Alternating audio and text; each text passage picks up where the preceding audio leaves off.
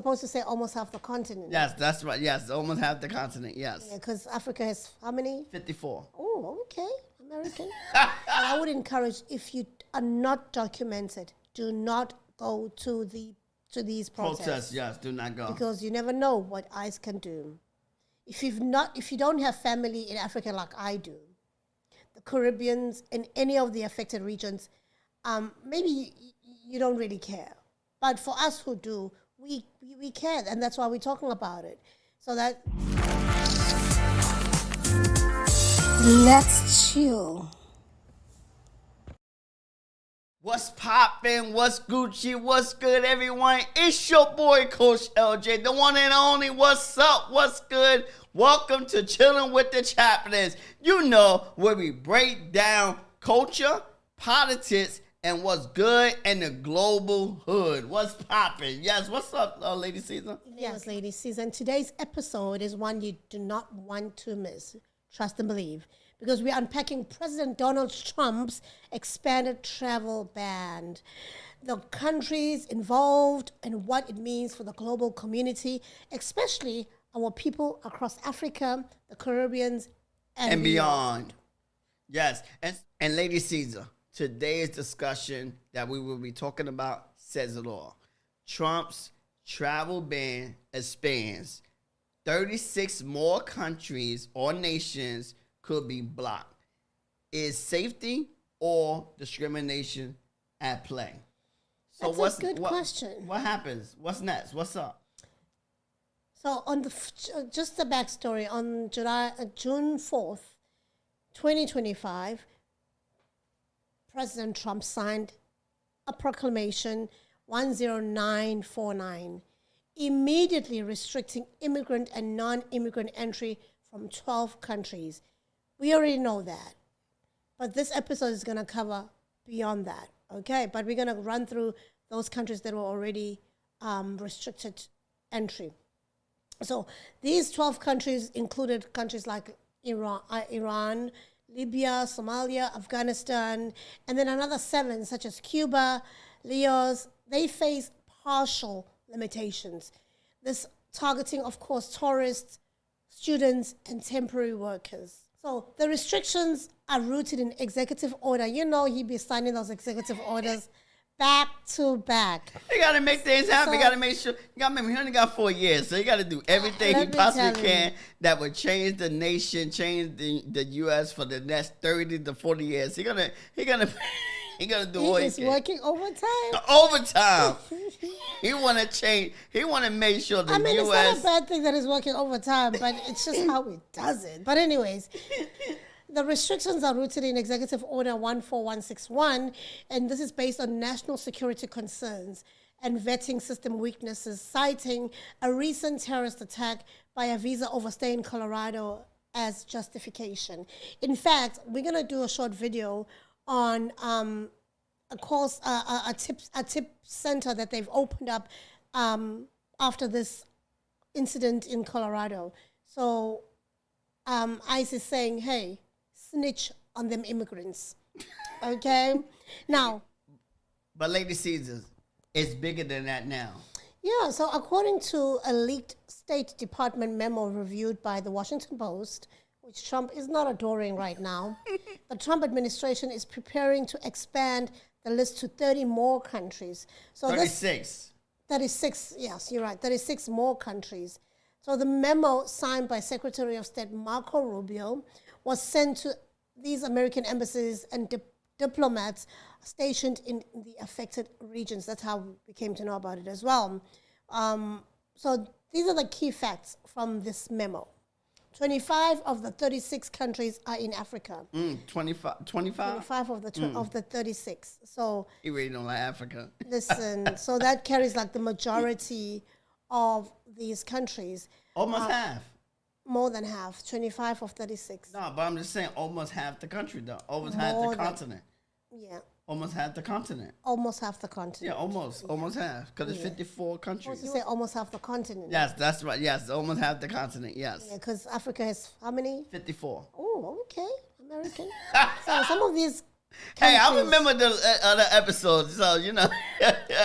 So some of the countries that are mentioned, although we won't go through the whole list of the 25 countries, there will be Egypt, Uganda, Algeria, Niger, Cameroon, Mali, Tanzania, and then others come from Central Asia, which is Kazakhstan, Uzbekistan, and then in the Caribbean, Trinidad and Tobago, Guyana, and then the Pacific Islands. Okay. Memo gives these governments 60 days, the ones that are, that potentially going to be banned, Okay. to meet the new State Department benchmarks or risk inclusion in the ban. So it's not a done deal yet. So they're giving them time to submit proposals or action plans to say, hey, this is how we plan on improving for our citizens so that they're not a risk to the United States. Okay, so honey, why these countries? Let us know, Miss Diplomat. Why these countries? What's the big deal with these countries? So according to the U.S. officials, these countries failed to do the following: securely share information about travelers, issue modern fraud-resistant passports, cooperate on deportation processes, conduct criminal background checks using U.S. recommended systems. So this is what the U.S. is saying. That's why these countries are on the restriction or banned list. So, but critics argue that this is more than just control rather than safety. They say it's targeting black and brown communities, black and brown nations, especially in Africa. We saw 25 out of 54 countries are going to be in the ban. So without proven links to terrorist activity, because they haven't proved that these 25 countries have been involved in any terrorist attacks. So what are we saying here? Because there's always got to be a cost to everything. So what is the human cost or the real people cost to what's going on? Because there's always a domino effect. There's always a cost to what's going on, and it's always something. So what it is? Let's talk real people. What's up? So this is the thing. A student from Uganda studying engineering at Howard was denied re-entry after visiting family. So I guess in America, as an international student, you're not allowed to visit family anymore. You better stay in the U.S. You better until your visa's over or you're done. A mother from Egypt trying to bring in a son for an urgent medical care, visa was suspended. Like, these are real people. Real people. Changing real lives. Entrepreneurs from Nigeria or Ethiopia were cut off from global businesses, forums, and startup visas.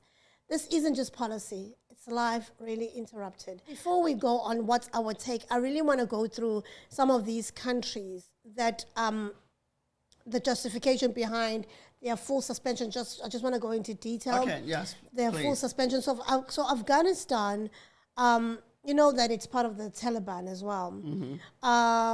So what the United States is saying, according to the fiscal year 2023, Department of Homeland Security, which is DHS, when I say DHS, know that I'm talking about Homeland Security, entry, exit, overstay reports. So it's mostly about really overstayers.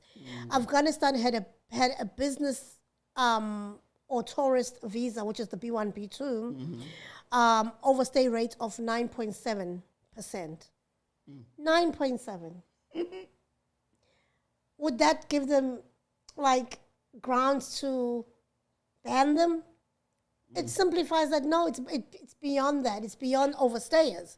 Student visa and the vocational visa, the exchange visa overstay rate of 29.30%. So I guess most of Afghanistanian come as students and vocational and exchange visitors.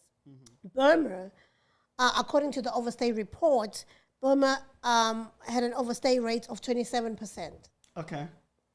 And their FM and J visa overstay rate was 42%. Okay. According to Burma, Burma has historically not cooperated with the United States to accept back its removal nationals. Burma, we're deporting them. Burma says keep them. We don't want them. And then we go to Chad. Chad's overstay rate is 49.54%. And that's for the B1, B2. For the FM and J overstay, it's 55.64%. I mean, the list goes on. Because if I would go through the whole list, we will be here the whole day. Yes. But so mostly they're looking at the overstay rates of the countries. And then countries that are partially suspended would be Burundi, Cuba, Laos, Sierra Leone, Togo, Turkmenistan, and Venezuela. These also cite overstayers, a large amount of overstaying. But when you really look at it, for example, Venezuela, with the B1, B2 visa, the overstay rate is 9.83%. I don't think that's a big enough percent to say. No, it's not half. It's not half. Yeah, but I mean, they're It's using... very low. They usually, if you look at these numbers, they're pretty low numbers. That is why we're saying it is just beyond safety. It's more than human, because there's always another, because, with Trump, you never know with Trump. He's trying to take things over. He's trying to, look what he's trying to do with the Greenland. The country Greenland. So, these different things that he's trying to do, it's always something up President Trump's sleeve that he's trying to do. So he's saying one thing, but it's really something else. And that's the thing that we got to get to the bottom line or the bottom of, because he's saying this one thing, but it can, like when you look at it and look deep into it, like, hold on, this is... the overstay rate is not as bad. So why? But remember, it's not him who does it. It's his administration. He's involved, though. He's definitely involved. He signs it away. Yeah, he's definitely involved in it, because you gotta remember, they're scared of Trump. His administration, they're scared of Trump. They're gonna do what he say. He tell them what they want, and so you gotta remember, they got, because it make us look like he's not the fall guy. They gotta be the fall guy, and he just seemed like he just sounded off for it, but he's telling them what they should be doing, because they scared. The Trump administration is scared of him. To me, I believe they're scared of President Trump. So a fact sheet on June 4th, 2025 from the White House says that the whole purpose of this is to combat terrorism through common sense security standards. So that is why President Trump is signing all these proclamations and executive orders. And they're saying it's one of the ways of securing the borders and interests of the United States. Okay, that could be another one. But also trying to make America safe again. Making it great again? Safe again. How do you call it? National security? When it actually feels as national exclusion. Exactly. What we're seeing could set the tone for international relations for decades. And like we say, everything that he's trying to do, he's trying to change America that's going to affect America for 30, 40, 50 years, where he's not even here anymore, but he's setting up for his children, grandchildren, great-great-grandchildren. That's going to, and so is this safeguarding borders or isolating allies? I think it could be isolating instead of safeguarding. I think we's really looking up to the autocrats of this world. Yes. Because you see how... Russia is being handled. It's secluded, from the rest of the world. Nobody really knows what's happening in Russia. No. Nobody really knows what's happening in South Korea. South Korea, yeah. So he's really... Probably even China, right? No, well, yeah, China to a certain extent, yes. Yeah, so China to a certain extent. And you see this through what just happened on the 10th of June with the military parade, where he's seen it in these other countries and who are dictators countries, and now he wants to implement it in the United States. Which is the first that a president had done this.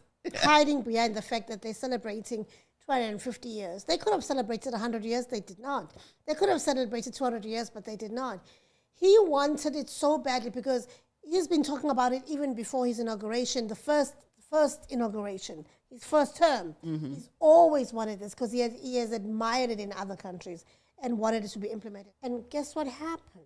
Just a sneak peek. Nobody showed up. Well, a few people did. It trumps this. But not like they were showing up for the protests that were around the country. Yeah, the protests was more bigger. This is a ban. This ban is more about political narrative than real threats. They just want to dictate to them, and if they don't do as they say, then they say, "Oh, you haven't been cooperating." The countries have. It's just Trump trying to be Trump. Yeah, and exactly, and that's Trump. What Trump does. Here's some question that we want you to start thinking about, and you can engage with us because this we want it to be a two-way street. We want to begin to have this dialogue so that we're to learn from one another, so that we're to continue the conversation going. Because this is how we grow. This is how we're able to change the narrative. This is how we're going to be able to prove our society as a whole. You know, even not just the black and brown community, but even with the white community. You know, all us coming together and just call spade a spade.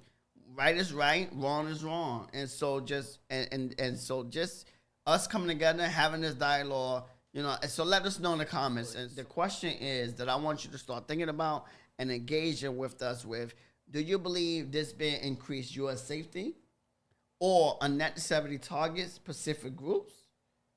Should developing nations be punished for lacking digital infrastructure? What role does global equity play in national security? So let us know in the comments, what do you think with these questions? Let's have this. Let's go further in the comment section with these questions so that we can learn from you. And That's true. So before we sign off, I want to just say, don't forget to subscribe. Hit that like button. It means the world to us when you share, when you put a comment engage, down, engage with us, because it helps us with the, you know what? YouTube algorithm. I hope you know. I was hoping you don't say the word, but okay, you said it already. So this was a heavy episode, but it was necessary. If you don't have family in Africa like I do, the Caribbeans and any of the affected regions, maybe you don't really care. But for us who do, we care, and that's why we're talking about it. But we just want to say, for those who have family in the affected regions, keep your eyes on the news, your heart steady, and your voices loud. Just like how we had the parade, the No Kings parade. Let's keep doing these. I mean, not parade, sorry. The No Kings protest. Let's keep having these No Kings protests. Let's keep speaking out there. But I would encourage, if you are not documented, do not go to these protests. Yes, do not go. Because you never know what ICE can do. And even in your particular countries, whatever you at, you know, you got to begin to come together and fight back with these countries, because our voice can be heard. So if you're in a country in Africa, you're in these Caribbean areas, you got to do the same thing. You got to begin to protest. You know, fight back how? Your free speech, freedom of speech.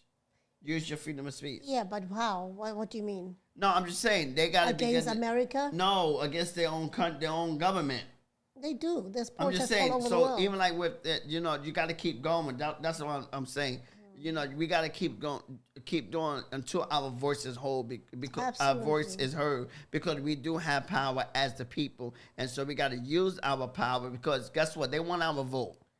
They want our vote, and so in order for them, we like we always say, we're not voting anymore just to vote. Let's come together. So let's keep the conversation going. Drop your thoughts in the comment section, like Coach LJ has already said. Hit us up on our social media, and don't forget to stay woke, stay loving, and always chill with the chaplains. Yes, and follow us on the audio platform as well. Follow us and leave a review. We thank you, and like we always say, deuces. Take care. Bye-bye. Peace.